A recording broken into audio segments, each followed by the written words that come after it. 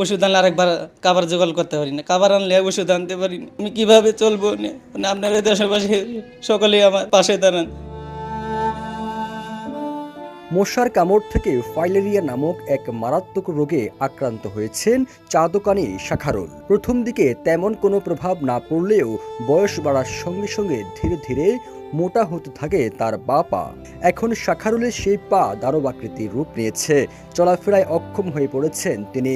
বাড়ির একটি কোণে শুয়ে বসে দিন পার করছেন অবিরাম যন্ত্রণার সঙ্গে। চিকিৎসার অভাবে দিন দিন যেন মৃত্যুর দিকে এগোচ্ছেন তিনি। এই রোগ থেকে মুক্তি পেতে প্রয়োজন 10 লক্ষ টাকা, কিন্তু শাখারুলের সামর্থ্য নেই এমনকি 10,000 টাকাও জোগাড় করার। ছোটবেলাতেই বাবা মাকে হারিয়েছেন।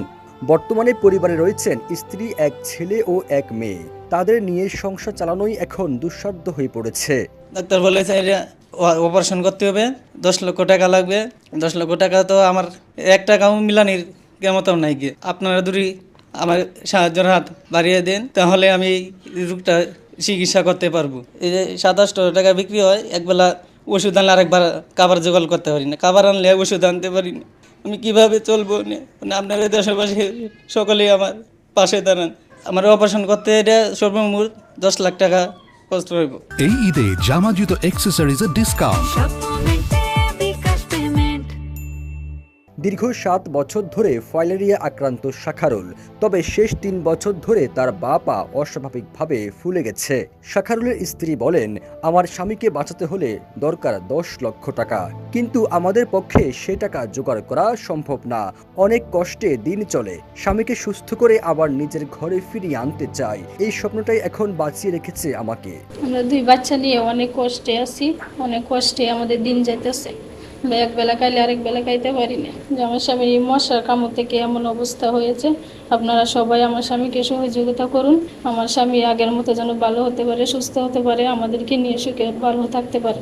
আমার স্বামীর চিকিৎসার জন্য 10 লাখ টাকা বলছে ডাক্তার। আপনারা সবাই মানুষ হিসেবে আমার স্বামীকে পাশে দাঁড়ান। আমি চাই আমার স্বামীকে নিয়ে 2টি সন্তান নিয়ে আমি সুখে থাকতে চাই। সকলের কাছে আমার এটাই অনুরোধ। শাখারুলের এমন মানবতার অবস্থার খবর জানতে পেরে সাহায্যের হাত বাড়িয়ে দিয়েছেন ঢাকার একদল স্বেচ্ছাসেবক। নেত্রকোনা থেকে তাকে ঢাকায় এনে চিকিৎসার ব্যবস্থা করেছেন তারা। ডক্টরকে দেখিয়েছি, ডক্টর বলছেন এটা অপারেশন করতে হবে, প্লাস্টিক সার্জারি করতে হবে। 3টা ধাপে এর অপারেশন করতে হবে। প্রথম ধাপে পায়ের নিচের অংশ অপারেশন করতে হবে, দ্বিতীয় ধাপে মাঝখানের অংশ, তৃতীয় ধাপে পায়ের হাঁটুর উপরিভাগের অংশ অপারেশন করতে হবে। এর জন্য অনেক অর্থের প্রয়োজন, 10 লক্ষ টাকার উপরে খরচ হবে ডক্টর বলেছেন। তবে এখন আমাদের এই 10 লক্ষ টাকা বহন করা খুবই কষ্টসাধ্য। আপনারা দেশবাসী শাখারুল ভাইয়ের পাশে দাঁড়ান, শাখারুল ভাইকে সাহায্য করুন। শাখারুল ভাই একটা সুস্থ জীবন পাক, তার সন্তানদেরকে নিয়ে, তার স্ত্রীকে নিয়ে শাখারুল ভাই সুস্থভাবে বাঁচুক।